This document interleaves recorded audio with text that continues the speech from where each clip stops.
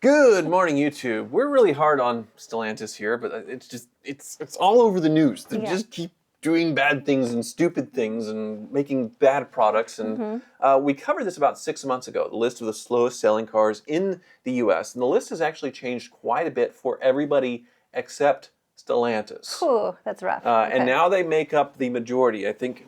So they make up like 7 or 8 of the cars on this list. It's a lot. But how is that possible? I've said this before, it almost seems like sabotage because the parent company, they're in Europe, they're doing fine in Europe. And it's like they're purposely tanking the US sales to shrink up the dealers, or like, I don't know what is, Well, like, can you it's gross negligence. File for bankruptcy once you get to a certain point and then get some government funding? Is Well, this like a strategy That's already people happened do? twice. I don't know. It just seems like they're trying to shrink up the dealers or just choke the dealers out to where they can take control somehow. Right. It doesn't make any sense. Or it's just really, really, really bad leadership. So Leadership or marketing, they just don't care to market in America? Well, no, the marketing, they're marketing, but they're just not making products that we want. Or they're quit making products that we want, getting rid of the Hemi and all that stuff. But the worst, least selling car on this list, Acura ZDX, which isn't a Stellantis product. But to explain this, it is market day supply that we're going off of. So there are a total of 4,132 Acura ZDX for sale. At the moment. At the moment. Right. And they have sold 547 in the last 45 days. Okay. Which means they have a 340-day market supply. Almost a year's worth of cars currently for sale by the current demand. Okay. So they are stacked up with Acura ZDXs, which the ZDX came out a long time ago in the movie with Thor, a weird-looking thing. It didn't sell very well the first time. They got rid of it after a couple of years. Now they brought it back, and obviously it's not doing well. They would have had to spend millions of dollars to get it in that movie right now. Oh, yeah. So if you're a fan of Thor, now is your pick of the litter on these Acuras.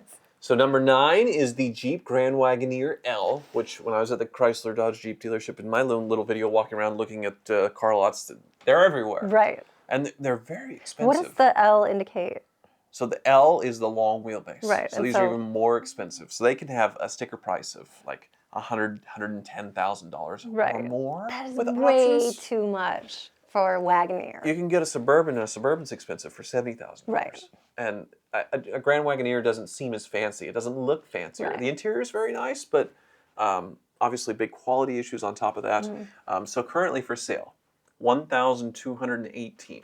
Gosh, they gotta be coming down with the price though, right? Maybe there's just like a pricing failure in these. Obviously, yeah. So they would do incentives, they'll do rebates and things to get people to buy these, but they need to do like a $30,000, $40,000 rebate discount on these things to sell them, and they're not willing to do that yet. So yeah, 1,218 for sale. 155 sold in the last 45 days of long wheelbase Grand Wagoners. That's like Chevy Suburbans, Ford Expeditions, the long ones. So that's a 354 market day supply. So currently on lots is a year's worth of supply of Wagoneers. Do you think they're gonna stop making them? I hope so. Or at least the name needed to come back with something way, way better. Well, way more retro looking and cooler. I feel like they try to use a modern car and then use this retro name with it. Right. It could have been so easy. I mean, they already do with the Jeep, the retro-inspired Jeep. The Jeep's always been retro. But yeah, the Bronco came back retro.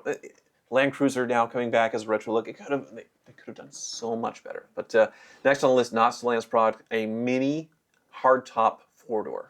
That's sad. Come on, what's wrong with the minis? 1,271 for sale. 161 sold in the last 45 days. 355 market day supply. Once again, creeping close to a year for. Yeah, I mean, I guess, I don't know, Mini's been kind of stale, stagnant. They're transitioning to being all EV within a couple of years, so their current products are pretty long in the tooth, not really investing in it. Would you say the 2-door is more desirable than a 4-door? I don't know, honestly. Yeah, I don't keep up on Minis that well.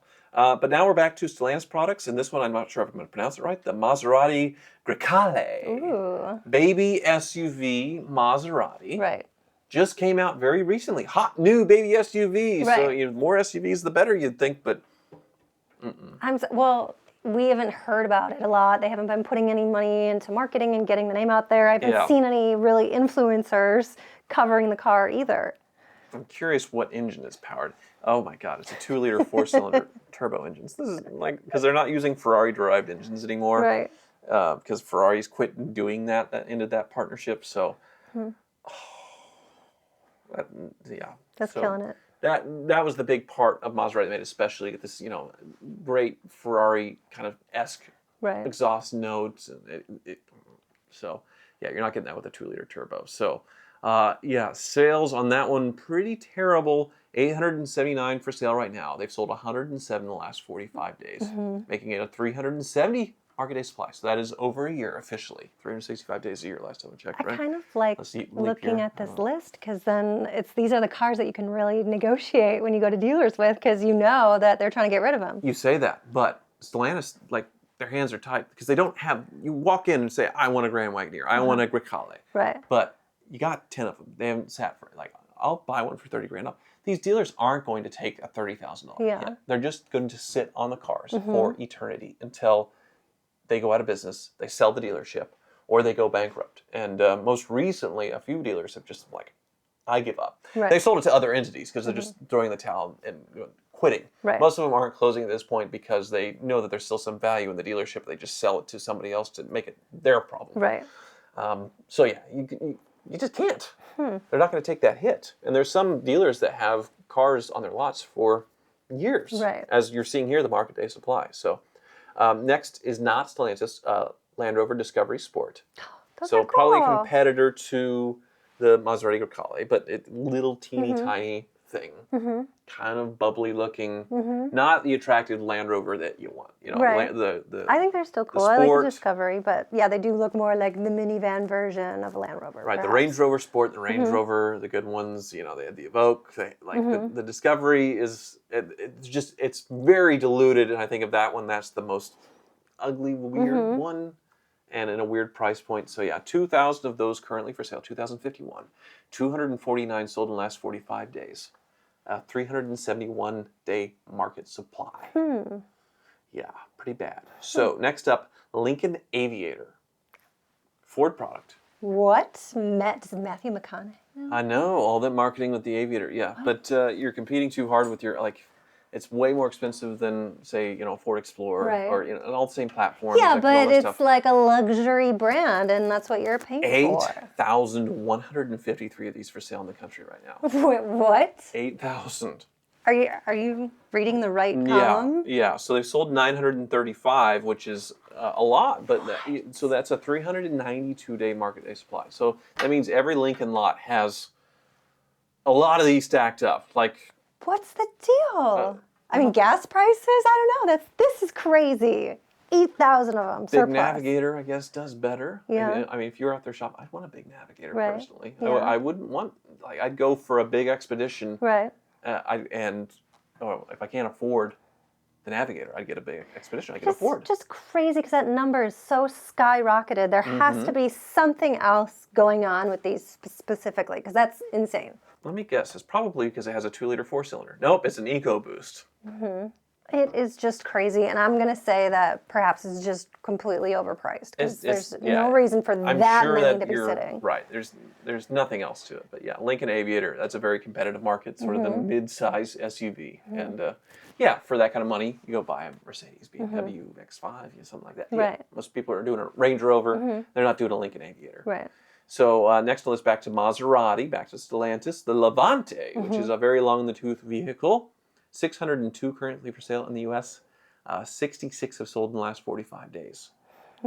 So their market day supply is 410 days. So well over a year's worth of cars. All right, so we got 2 Maseratis on the list. Yeah, so that is so far 1, 2, 3 Stellantis products.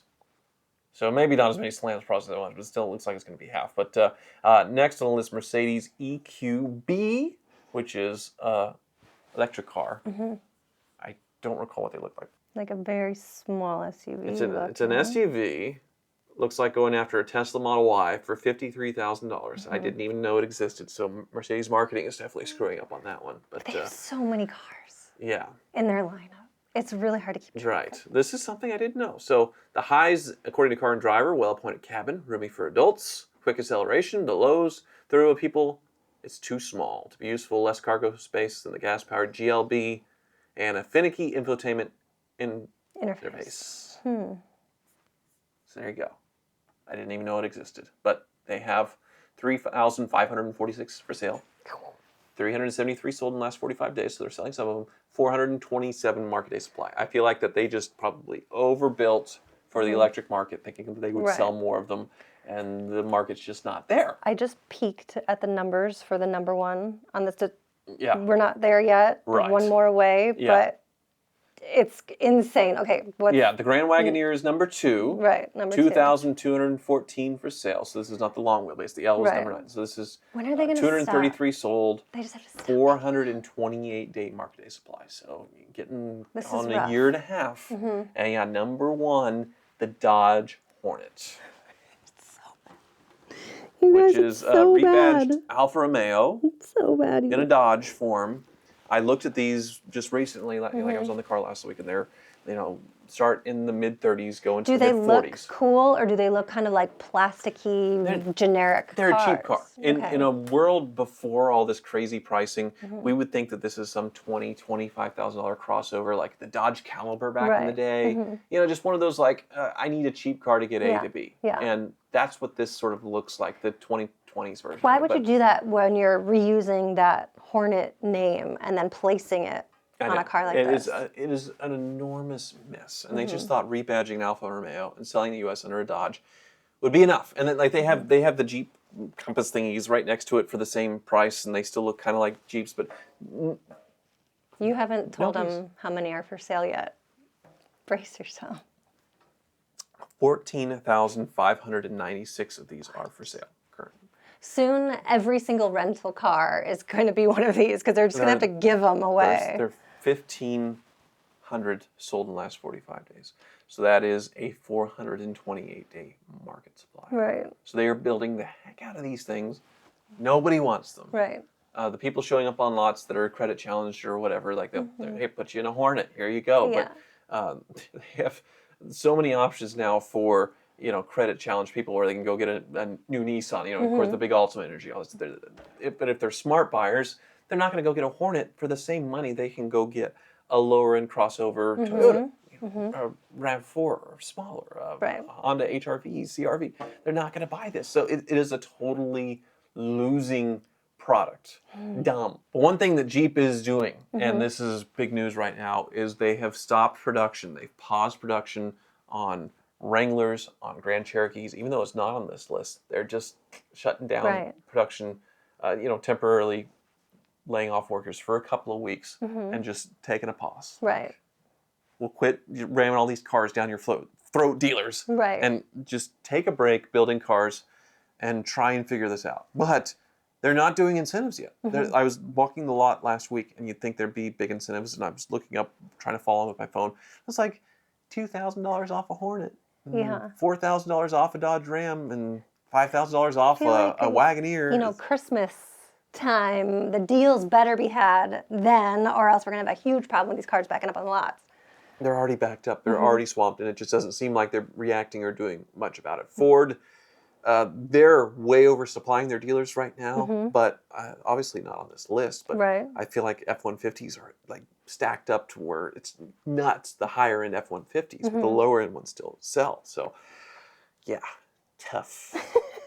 Tough to be a new car dealer right now. So do you want to get a Dodge Hornet?